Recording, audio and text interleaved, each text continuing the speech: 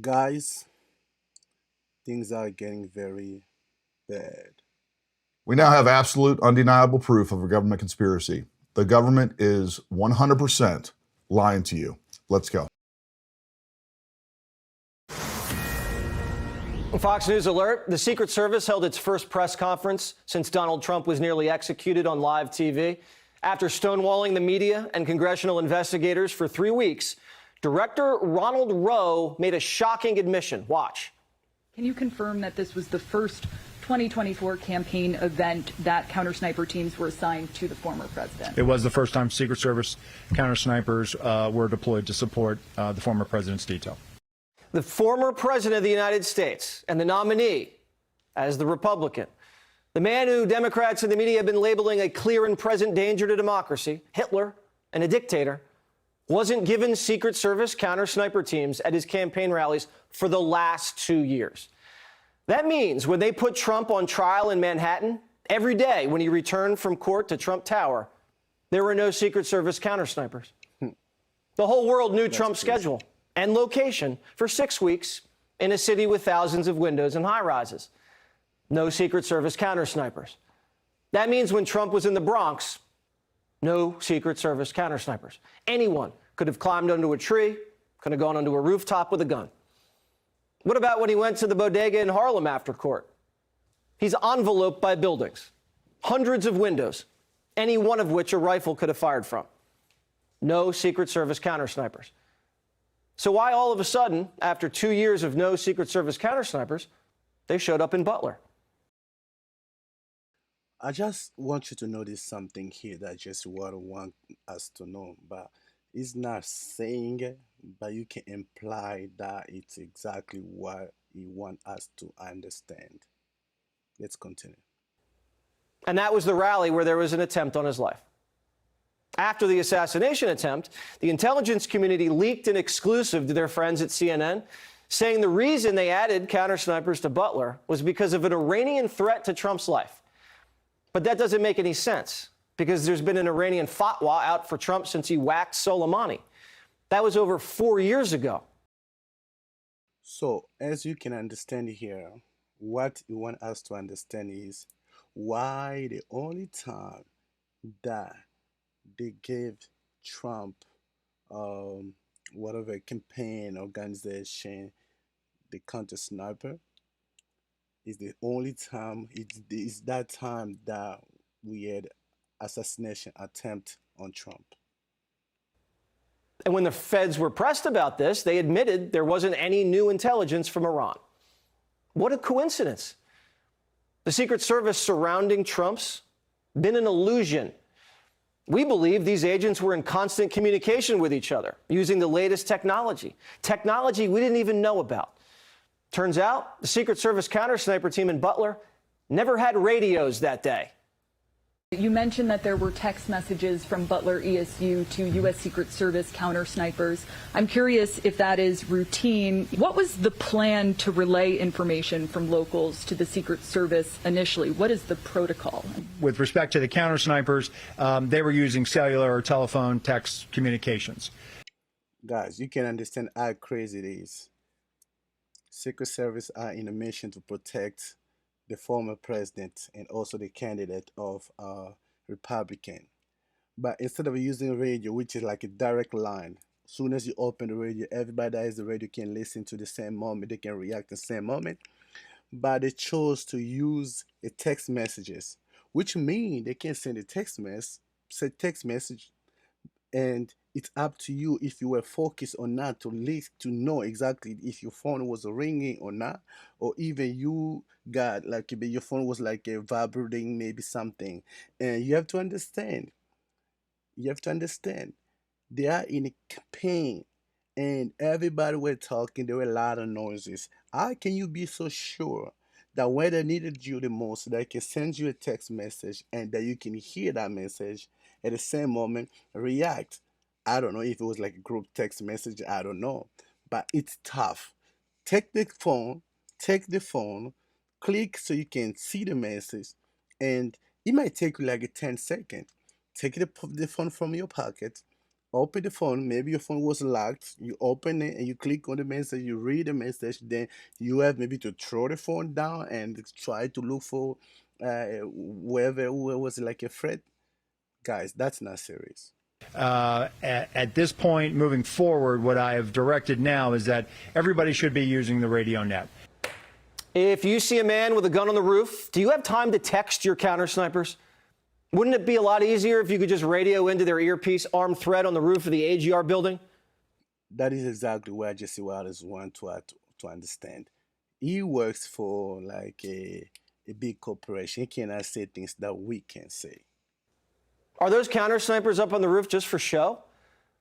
And it looks like these guys had their phones on silent because when the locals alerted the Secret Service team leader, we still don't know who that is, that there was a suspicious person with a rangefinder creeping around the AGR building, it took the team leader 8 minutes to text the counter sniper team. 8 minutes is a long time. The counter snipers, if they even looked at their phones, saw this just 7 minutes before Trump took the stage. With respect to the counter snipers, Secret Service team leader, we still don't know who that is, that there was a suspicious person with a rangefinder creeping around the AGR building. It took the team leader 8 minutes to text the counter sniper team. 8 minutes is a long time. The counter snipers, if they even looked at their phones, saw this just 7 minutes before Trump took the stage. But did they even look at their phones? We don't know. They won't tell us. When the locals spotted crooks on the roof with a rifle, they radioed it into the Secret Service site leader. And the director claims the site leader never got it. it was so apparent to me that in this incident, in the final 30 seconds, which has been the focus of what happened before the assailant opened fire, there was clearly radio transmissions that may have happened on that local radio. You see how it's the same. That may happen, which means he doesn't even know. Either he knows, but he doesn't want to tell us, or he doesn't even know what he's talking about. But you can just imagine the system, how the system is made to protect like a president or the former president. That's not normal.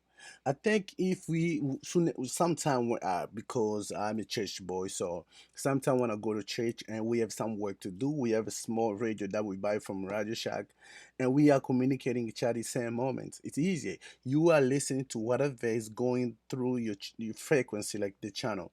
So whatever is the person saying, everybody can hear it, and everybody can react to the same moment. But if we, as like a private person, we can just buy like a cheaper radio, which might be like $10 or something like that by piece. But the government with a lot of money, we have billions of dollars, can have a technology that can help them to protect this like the most valuable person in the earth. So I don't buy it. I don't. Net that we did not have. And so we have to do a better job of co-locating, leveraging that counterpart system, and this is going to drive our operations going forward. Translation, the Secret Service set up a walkie-talkie system with the locals that they weren't in on. It's like whisper down the lane. And when the news finally gets to the Secret Service, they text their counter sniper guys. That system's destined to fail. They're telling us that the counter sniper team didn't know there was a man on the roof with a gun until shots rang out. That's what they're telling us. Even as we watch videos of Trump supporters screaming, "There's a man with a gun on the roof," the director was caught in another lie. He claimed the Secret Service briefed the locals the morning of the rally. In the morning of July 13th, a site briefing was conducted with Secret Service personnel and law enforcement partners supporting the event. But that's not what the locals told us. We were supposed to get a face-to-face briefing with the Secret Service snipers whenever they arrived, and that never happened. So I think that was probably a pivotal point where I started thinking things were wrong, because that never happened, and we had no communication with the Secret Service. You can hear what the cop from Butler are saying. They notice from now then that there's something going on, because You cannot have like a campaign, like a rally of like a Trump, where thousands of people will come and have like a meeting that you're supposed to have so you can protect, like you can have an idea about how who's gonna do what. But all of a sudden, the person that the core person that was supposed to lead that meeting, the Secret Service, because they are the leader, they are the one who are in charge to protect the president. They're not even there. So you can notice like the frustration from those police because what they notice like something's not right, and you can even see nothing was right that day. You can check every single moment. You can notice like there is like something. I'm not gonna say like it was a setup, but it was like something destined to fail. That's how I can say it. But the coordination, everything that was there, you can see. If I don't think even Hollywood can make kind of that such kind of movie. Service has never talked to any of our people either before the rally that day or to this moment has ever talked to us in regards to what our actions were that day. The Secret Service hired these guys to protect the president's life, never briefed them that day, never talked to them that day, and haven't talked to them at all since the shooting. What a convenient way not to leave a trail. The security for this rally was overseen by the Secret Service Pittsburgh field office. And according to a whistleblower who spoke to Senator Hawley's office, there was a female decision maker, but we can't confirm a name at this point. You can see just what how he's implying. Like it seemed like there are certain people were hiding something. They didn't want like to have a trail of people, which means like people can follow and know who say what, who decided what. So they just let things like explode so nobody can know what happened in one moment and who take that decision, who ordered what. So that's what just what is implying. Whoever was responsible for this on the ground is being protected. And Director Rowe says they're actually the victim here. If you can, describe the Pittsburgh field office and their level of experience, especially in preparing for events like this, and also have they explained their thinking and how they defined the perimeter that day? Sure. Thanks, Holmes. You know, our Pittsburgh field office, I don't think there's anybody in the Secret Service who is feeling this more than the men and women of our Pittsburgh field office. And I've met with them. And they are down right now. It's an open wound that they are carrying.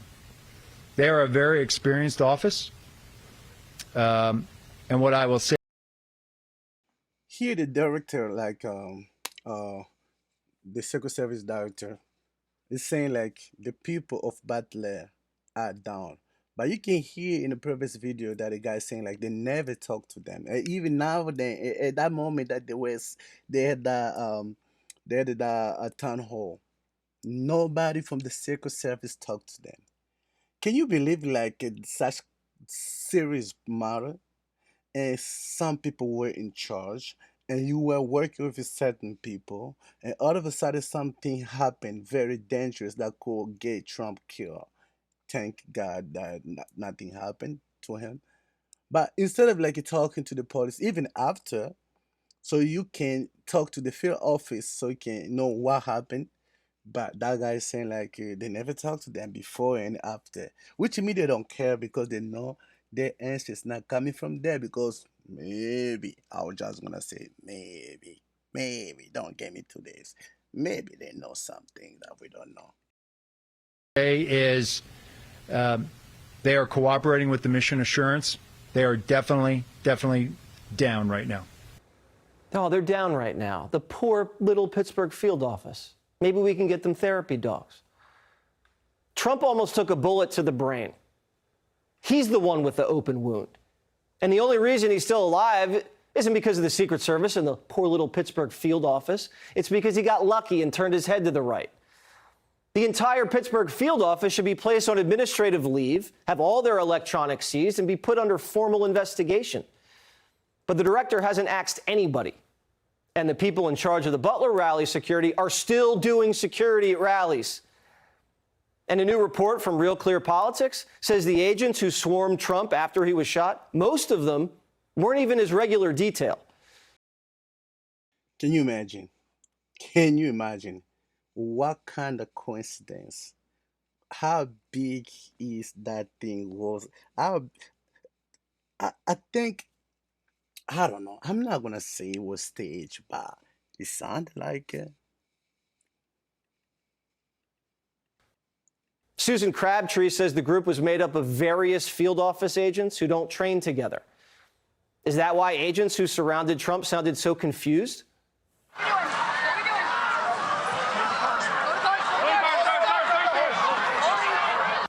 If you needed another reason to vote in this election, it's this. If Kamala is elected, the Trump assassination attempt investigation. All right, so you can understand a little bit what just what is talking about here. He's implying a lot of stuff, but doesn't want to say it. But to me, if I want to say something, I'll say maybe it was a setup because nothing makes sense. No, the other day, the Secret Service director Cheeto was asked how long it took her to talk to the sniper, the counter sniper, and the field office of Butler. It took her like it's 72 hours to talk to them. Can you believe? Can you believe whatever we are listening right now? And how come the counter sniper was given to Trump just on the day that there was an assassination attempt on his life? What kind of coincidence? And how come the same day that we have the Secret Service agent that did even was in Trump's details, which means they didn't even know each other, so they could not coordinate things. And how did that guy knew that nobody would protect that roof so he can go to it? All right. Talk to you later. Thank you. We now have absolute, undeniable proof of a government conspiracy. The government is 100% lying to you. Let's go.